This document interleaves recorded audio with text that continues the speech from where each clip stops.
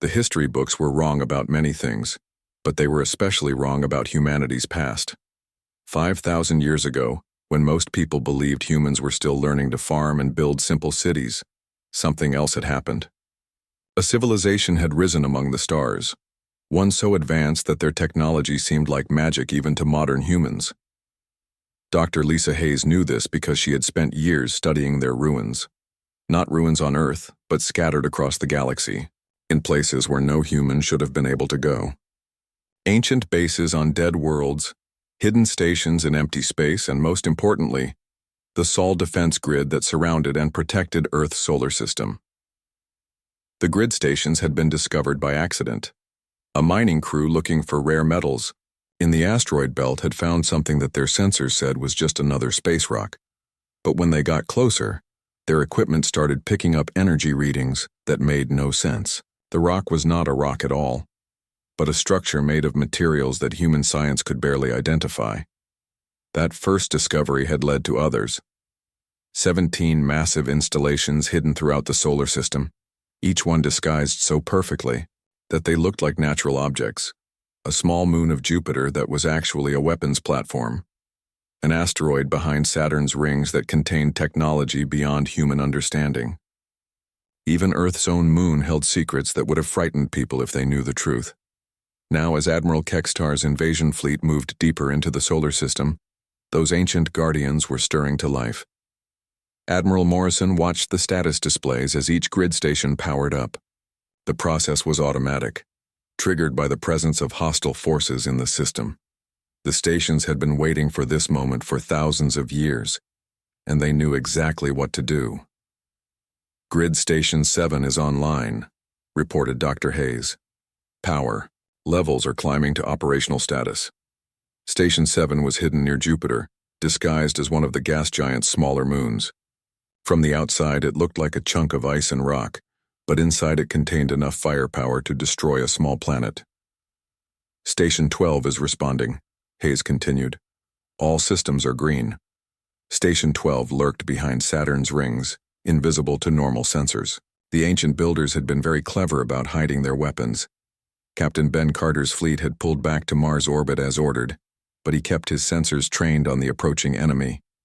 The alien ships were massive, some of them 5 kilometers long and bristling with weapons. His own flagship was barely 1 kilometer from bow to stern, and it was the largest ship humanity had ever built. "Sir, I am reading strange energy signatures from throughout the system," reported his science officer, Dr. Kate Anderson. She was young for her position, but brilliant. Her sensors were picking up things that should not have been there. What kind of energy signatures? "Power buildups, Captain. Massive ones. It is like someone is charging weapons all across the solar system, but I cannot locate the sources." Carter nodded grimly. He had been briefed on the grid, though he did not understand how it worked. Nobody really did.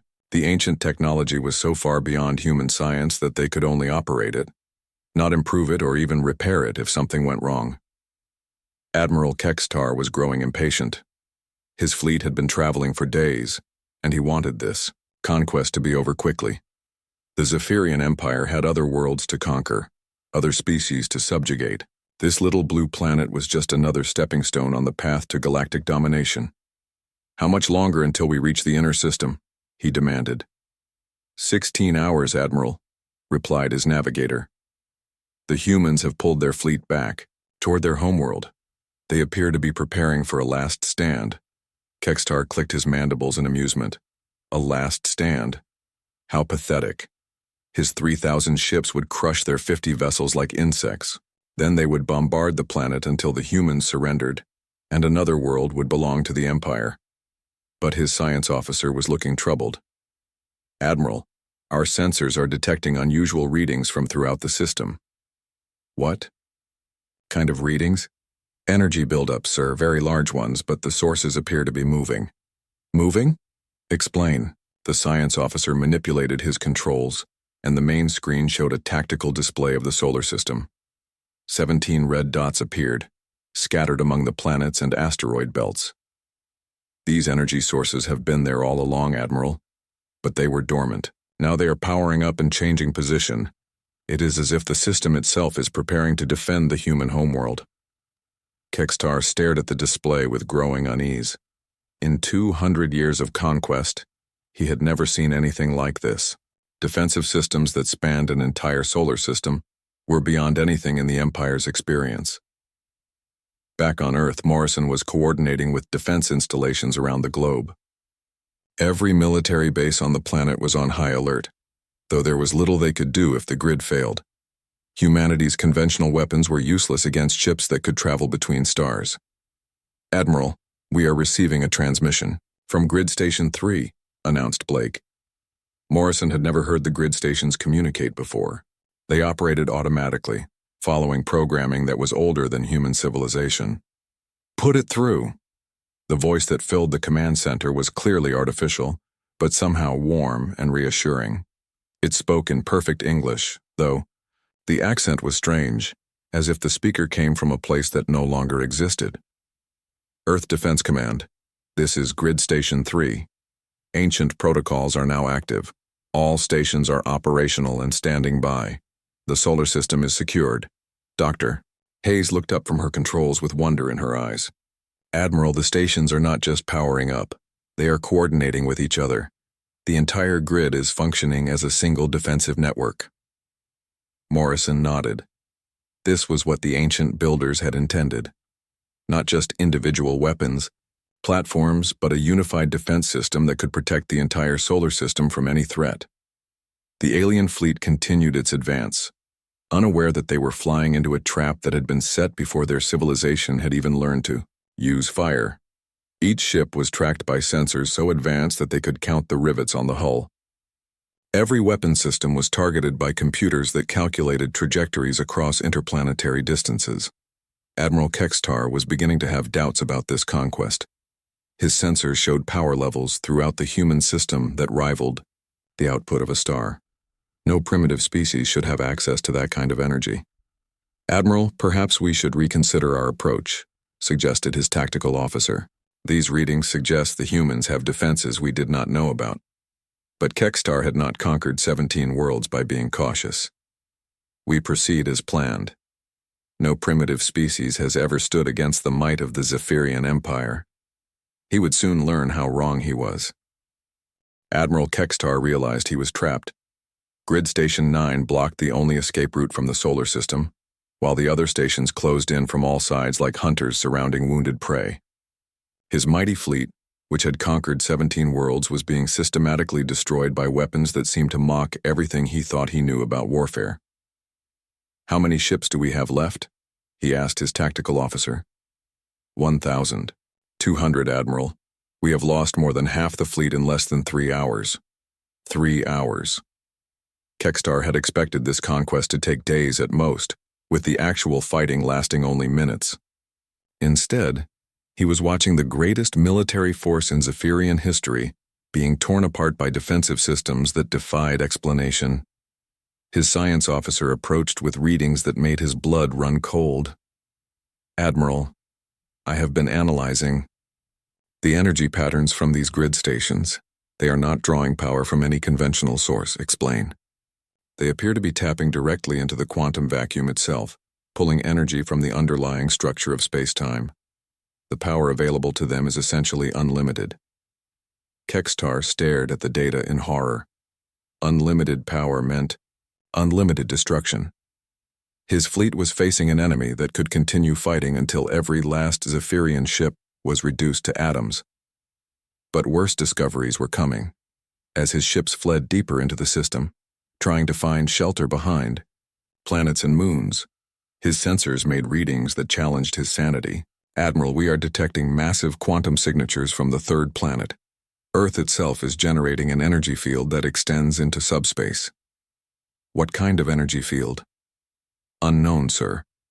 But it appears to be some form of defensive barrier. The entire planet is protected by technology we cannot even begin to understand." The horrible truth was becoming clear. Earth was not just defended by the grid stations. The planet itself was part of the defensive network, turned into a fortress that could withstand any attack. Meanwhile, in Earth's command center, Dr. Lisa Hayes was making discoveries that would change humanity's understanding of its own history. As she delved deeper into the grid's computer systems, accessing databanks that had been sealed for millennia, she found records that made her question everything she thought she knew. "Admiral Morrison, you need to see this," she called out, her voice filled with wonder and fear. Morrison hurried over to her station. "What is it, Lisa?" "I have been accessing the grid's historical databases. The records go back thousands of years, but they are not written in any ancient language I recognize. They are in English, Admiral. Modern English." Morrison frowned. "That is impossible. English as we know it has only existed for a few hundred years." "That is what I thought too. But look at this." Hayes pulled up a file on her screen. It was a technical manual for Grid Station 7, written in clear modern English with terminology that would not be out of place in any current military document.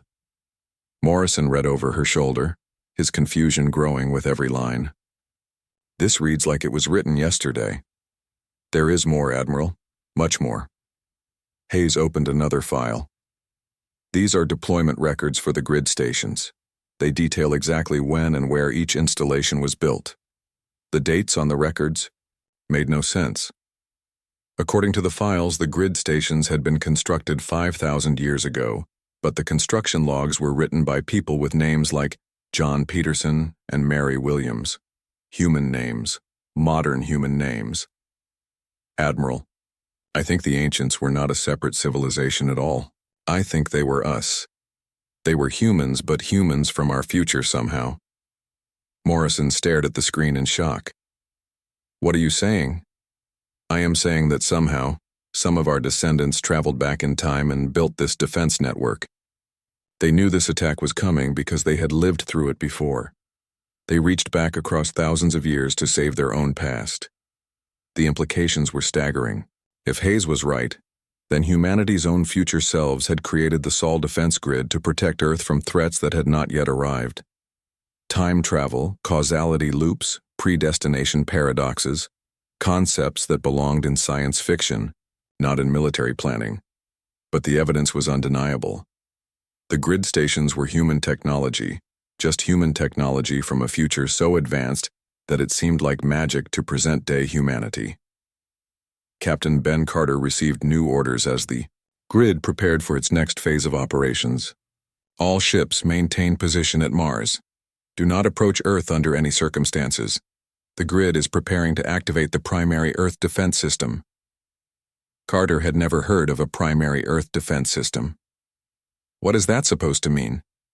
The idiot answer came from Admiral Morrison himself over a secure channel. "Ben, you remember when we briefed you on the grid stations?" "Yes, sir. We did not tell you everything. The stations are just the outer layer of Earth's defenses. The planet itself has been turned into a weapon and it is about to fire." Carter felt his blood turn to ice. "A weapon? What kind of weapon?" "The kind that could crack a moon in half, Ben. Keep your ships back, and whatever you do, do not look directly at Earth when it activates."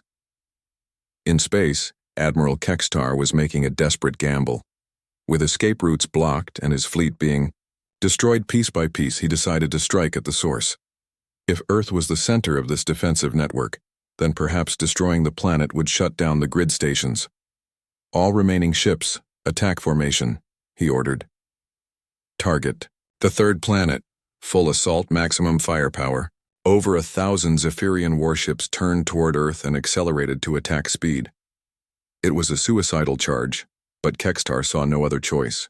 Better to die fighting than to be picked off one by weapons he could not understand.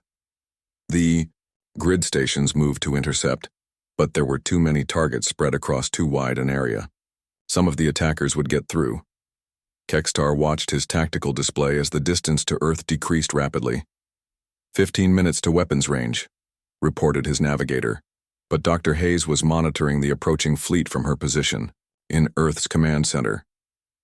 "Admiral, the grid is not trying to stop all of them. It is letting some ships through." Morrison looked puzzled. "Why would it do that?" "I think it wants them to get close to Earth. The primary defense system needs targets within a certain range to function properly." Morrison activated the global communication system. All personnel, this is Admiral Morrison. In approximately 10 minutes, Earth's primary defense system will activate. All military and civilian aircraft are grounded immediately. All satellites have been moved to safe orbits. Everyone on the night side of the planet should avoid looking directly at the sky. As the Zephyrian ships closed in on Earth, something began to happen to the moon. Luna, which had orbited Earth for billions of years, started to change. Massive seams appeared on its surface, and a light began to build from within. The first grid station revealed itself when the Zephyrian fleet was still 12 hours from Earth. What had appeared to be a small asteroid near Jupiter suddenly began to change. The rocky surface split apart along hidden seams, falling away, like the shell of an egg, to reveal something that should not have existed. Admiral Kextar watched in growing horror as his sensors showed him the truth. The asteroid was not an asteroid at all, but a structure 20 kilometers across. Its surface was covered with weapons that his science officer could not identify, technology that seemed to bend the laws of physics just by existing. "What is that thing?" Kextar demanded. His science officer's voice shook as he answered. "Unknown, Admiral. Our databases have no record of anything like it. The energy readings are off our scales." More asteroids were changing throughout the system. Hidden installations revealed themselves one by one, shedding their disguises like sleeping giants awakening from a long dream. Soon, 17 massive structures floated in space, each one larger than the biggest ships in the Zephyrian fleet. Dr. Lisa Hayes watched the activation sequence from Earth's command center. Her instruments showed power buildups that defied every law of physics she knew. The grid stations were drawing energy from sources she could not identify, tapping into forces that human science had only theorized about. "Admiral Morrison, the stations are charging their primary weapons," she reported. "Power levels are reaching critical mass." Morrison nodded grimly. He had hoped this day would never come, but he had prepared for it. "All Earth defense forces pull back to minimum safe distance. Grid Command, you are authorized to engage hostile targets." The response came immediately from Grid Station 7. "Acknowledged Earth Defense Command engaging hostile forces." What happened next would be remembered for as long as humans existed. Grid Station 7 fired its primary weapon, and the universe seemed to hold its breath. The beam that lanced across space was not made of light or energy as humans understood it. It was something far more fundamental, a focused stream of force, that unmade matter at the molecular level. Where it touched the leading edge of the Zephyrian fleet, 12 massive warships simply ceased to exist. They did not explode. They did not burn. They were there one moment and gone the next, as if they had never existed at all. 5 kilometers of advanced alien technology, each ship carrying a crew of thousands reduced to nothing in the blink of an eye. Admiral Kextar stared at his tactical display in shock. 12 ships, gone without a trace. His sensors could not even detect debris. "Evasive maneuvers," he screamed. "All ships scatter formation." But the grid stations had been built by a civilization that understood space warfare better than any species currently alive. Their targeting systems had mapped every particle in the solar system, and there was nowhere to hide. Grid Station 12 fired next. This weapon was different, creating ripples in space-time itself that reached out like invisible hands to crush anything in their path. An entire wing of Zephyrian cruisers, nearly 200 ships, was caught in gravitational forces that compressed them into tiny points of super-dense matter before they vanished completely. Captain Ben Carter watched from Mars orbit as the battle unfolded. His crew stood silent on the bridge of the Liberty, witnessing destruction on a scale they had never imagined possible. "How is this possible?" whispered Dr. Kate Anderson, his science officer. "The energy requirements alone should be impossible." Carter shook his head in amazement. "The ancients were not just advanced, Kate. They were something beyond our understanding." Grid. Station 3 chose that moment to demonstrate just how far beyond human understanding they really were.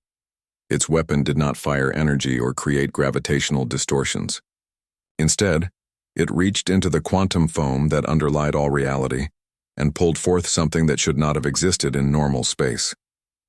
Miniature black holes appeared throughout the Zephyrian formation, each one no larger than a marble but containing the compressed mass of a mountain.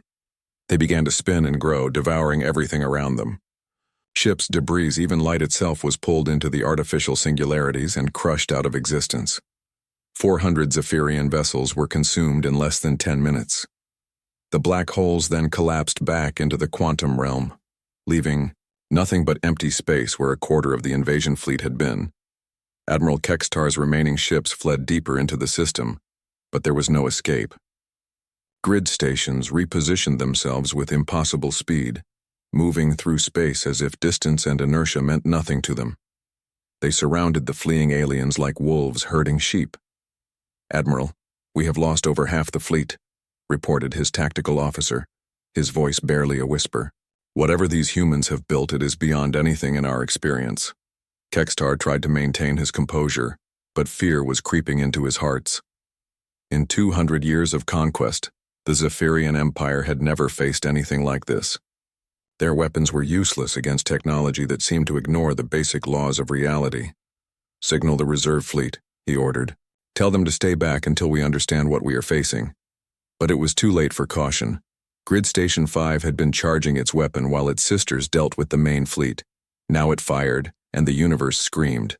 The weapon was pure destruction given form, a beam of concentrated entropy that aged everything it touched by millions of years and seconds. Zephyrian ships that had been built to last for centuries crumbled to dust as their atomic bonds simply gave up and stopped working. Dr. Hayes monitored the battle from Earth, her instruments barely able to process what they were seeing. "Admiral, the grid stations are using weapons that tap into fundamental forces we have barely discovered. They are manipulating matter and energy at the quantum level." Morrison watched the tactical display as red dots representing enemy ships disappeared, one by one. "How many grid stations are still in reserve?" 14, Admiral. Only 3 have fired so far."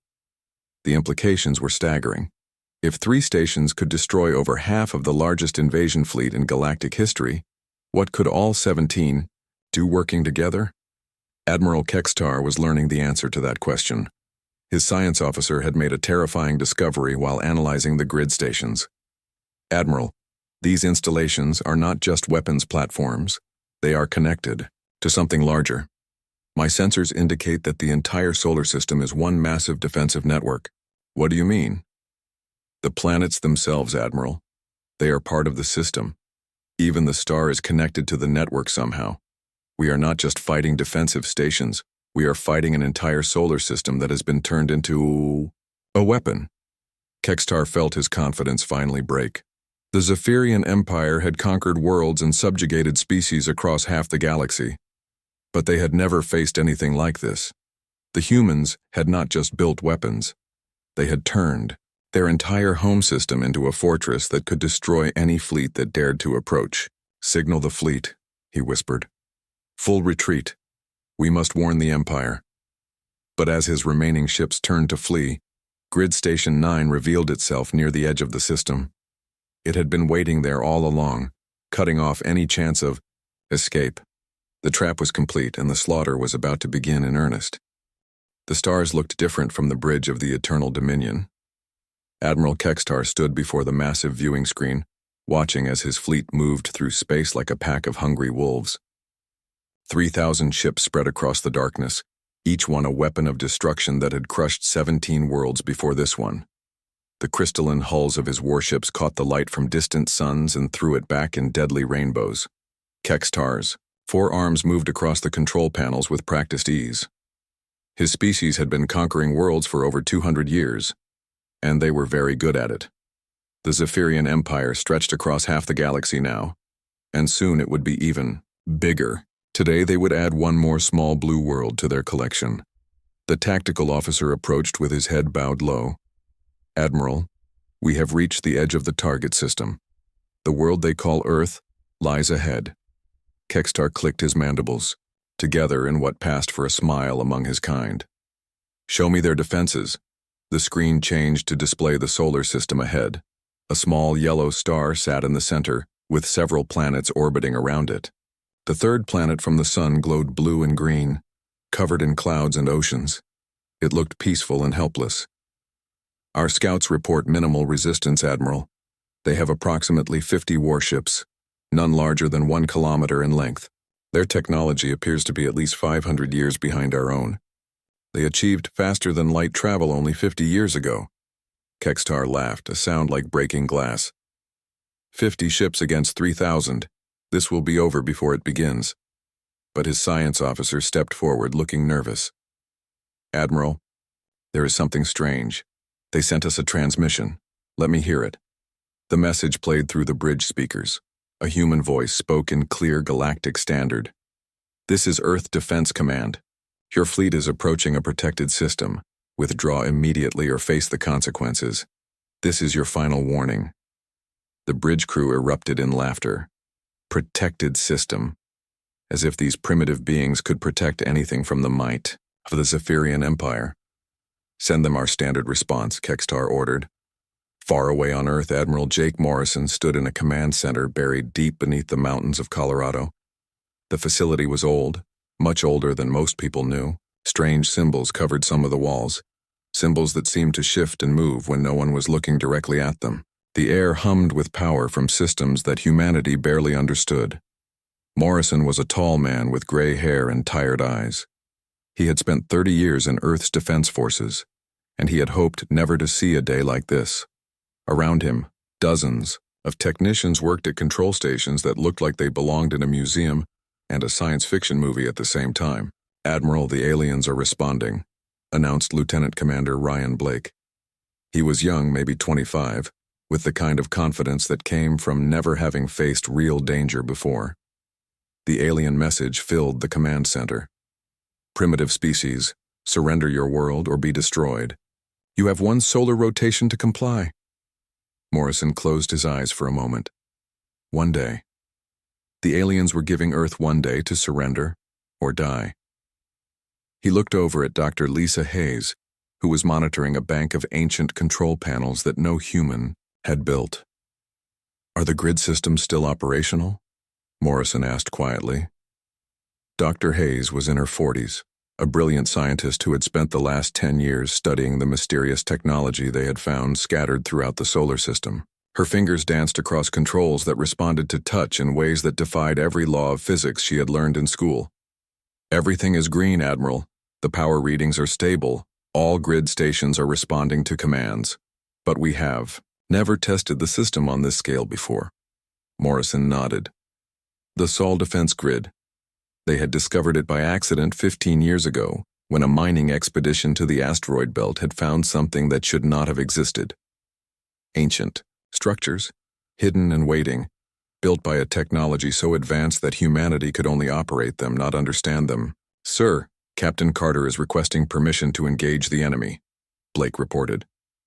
Morrison shook his head. Tell Ben to keep his fleet back, way back. This is not a fight for our ships. On the bridge of the Earth Defense Force flagship Liberty, Captain Ben Carter read the orders with frustration.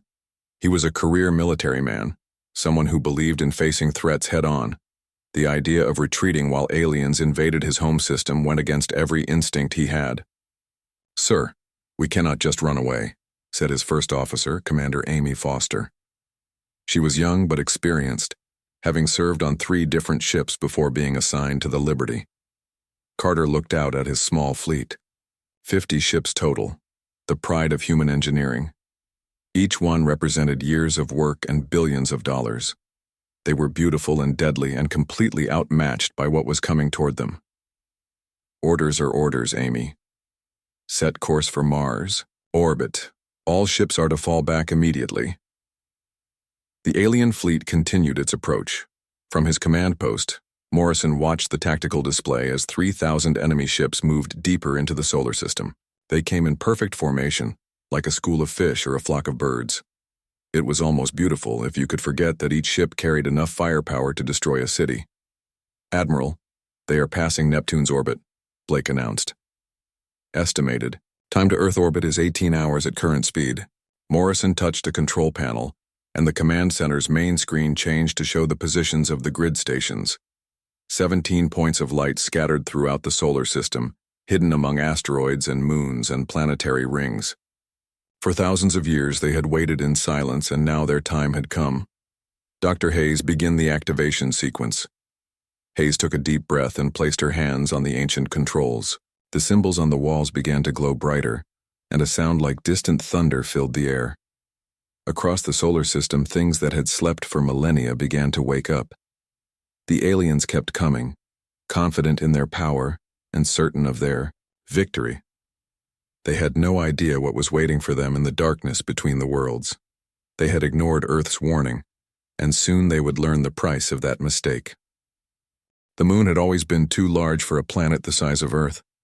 Scientists had puzzled over this anomaly for centuries, proposing theories about cosmic collisions and captured asteroids.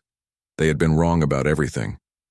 Luna was not a natural satellite at all, but the most powerful weapon ever built by any civilization in the galaxy. As the surviving Zephyrian ships closed in on Earth, the moon began to split open along seams that had been hidden for thousands of years.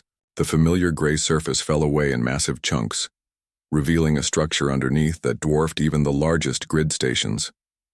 Where there had once been craters and plains of ancient rock, there was now a weapon system the size of a small continent. Admiral Kextar watched in terror as his sensors tried to process what they were seeing. "What is that thing?" His science officer could barely speak. "It appears to be some form of directed energy weapon, Admiral. But the power buildup is beyond anything we have ever recorded. It is drawing energy from the planet's core, from the solar wind, from sources I cannot even identify." The light building within the lunar weapon was visible to the naked eye from Earth's surface. People on the night side of the planet looked up to see their familiar moon transformed into something that hurt to look at directly. The energy buildup was so intense that it created its own aurora, painting the sky in colors that had no names. Dr. Lisa Hayes monitored the activation sequence from her station in Earth's command center. "Admiral Morrison, the lunar cannon is charging to full power. Estimated time to firing is 90 seconds. Morrison opened a channel to Captain Carter's fleet. "Ben, get your ships behind Mars immediately. Do not be in direct line of sight when Luna fires." "Understood, Admiral. All ships, emergency course change. Get behind the planet now." The Zephyrian fleet was only minutes away from Earth when the moon finished its transformation. What had once been humanity's gentle companion in the night sky was now revealed as the ultimate expression of defensive technology. The weapon array that emerged from Luna's hidden interior contained enough firepower to sterilize entire star systems. Admiral Kextar realized that his final gamble had failed. Before it even began, "All ships, emergency retreat. Maximum acceleration away from the target planet." But it was too late. The lunar cannon had locked onto every ship in the attacking force. There would be no escape from what was coming. Dr. Hayes counted down the final seconds. 10 seconds to firing. 5, 4, 3, 2, 1. The moon fired. The beam that erupted from Luna was not made of any energy that existed in normal space. It was pure annihilation given form, a concentrated stream of force that unmade matter at the fundamental level. Where it passed, the very structure of reality seemed to bend and twist. The Zephyrian attack force, over 1,000 of the most advanced warships in their empire, met the lunar beam head-on. They lasted exactly 3 seconds before being reduced to subatomic particles. There was no explosion, no debris field, no trace that they had ever existed at all. The beam continued outward from Earth, cutting through space like a sword of light. Any Zephyrian ship that was caught in its path simply ceased to exist. In a single shot, the lunar cannon had destroyed more than half of what remained of the invasion fleet, but the grid stations were not finished. As the few surviving alien ships turned to flee in panic, all 17 installations opened fire simultaneously. The space around Earth's solar system became a web of destructive energy that no ship could navigate safely. Admiral Kextar's flagship was among the last dozen ships still functional. His bridge crew was in complete shock, unable to process the scale of destruction they had witnessed. "Admiral, we must signal the Empire," urged his communications officer. "They must be warned about this planet's defenses." But Kextar knew there would be no warning. Grid Station 9 had moved to block their escape route. and its weapons were already charging. Prepare for emergency jump to hyperspace. Maybe we can outrun them. The Eternal Dominion engaged its faster-than-light drive, but the grid had anticipated this move. As the ship began to enter hyperspace, Grid Station 9 fired a weapon that reached across dimensions to drag the fleeing vessel back into normal space. Kextar had time for one last thought before his ship was vaporized. The humans had not just built defensive weapons. They had created a technology so advanced that it could reach across the barriers between dimensions themselves. Admiral Morrison watched the tactical display as the last red dot disappeared from his screen. The space around Earth's solar system was empty except for cooling plasma clouds and scattered debris. The mighty Zephyrian invasion fleet had been completely annihilated. All grid stations report weapons powered down and returning to standby mode, announced Dr. Hayes. The lunar cannon is also cycling down to dormant status. Morrison nodded grimly. It was over. 3,000 alien warships had been reduced to nothing but atoms drifting in the solar wind. Admiral, we are receiving data transmissions from the grid stations, reported Lieutenant Commander Blake. They are sending us technical specifications and star charts. Hayes pulled up the incoming data on her screens. Admiral, this is incredible. They are giving us everything. Faster-than-light communication systems, advanced ship designs, defensive technologies that are centuries ahead of what we have now. Morrison studied the information flowing into Earth's computers. Ships that could travel between galaxies in days rather than years.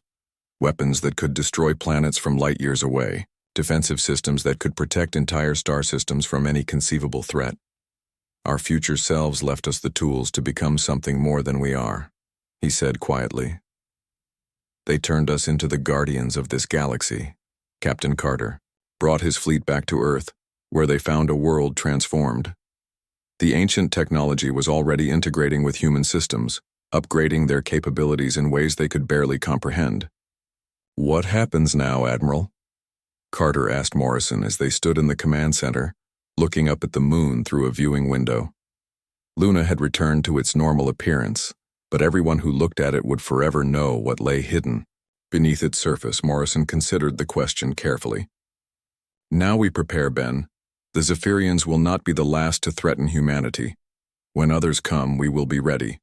And maybe, just maybe, we will be able to ensure that our descendants can go back in time to save us. As the Sol Defense Grid settled back into its millennia-long watch, Admiral Morrison authorized one final transmission. It would be broadcast on all frequencies in every known language, reaching across the galaxy to warn any who might be listening. This is Earth Defense Command. We offered warning to those who threatened our world, and they chose to ignore it. Their fleet of 3,000 ships has been destroyed. Let this be a lesson to all who would harm humanity or our allies. We do not seek conflict, but we will not hesitate to defend ourselves. There will be no second warnings. The message spread outward from Earth at the speed of light, carrying with it the story of what had happened to the Zephyrian Empire. In the years that followed, that story would be told and retold across 1,000 worlds. Some species dismissed it as propaganda or myth, but the wise ones listened and learned. Earth had revealed itself to be more than just another primitive world struggling to reach the stars. It was a fortress built by time itself, defended by weapons that could reach across dimensions and manipulate the fundamental forces of reality. The Zephyrian Empire's greatest fleet had been reduced to ashes, drifting in the solar wind, and the galaxy had learned a lesson that would echo through the ages. Never ignore a warning from humanity, for the price of such arrogance was not merely defeat, but complete and utter annihilation.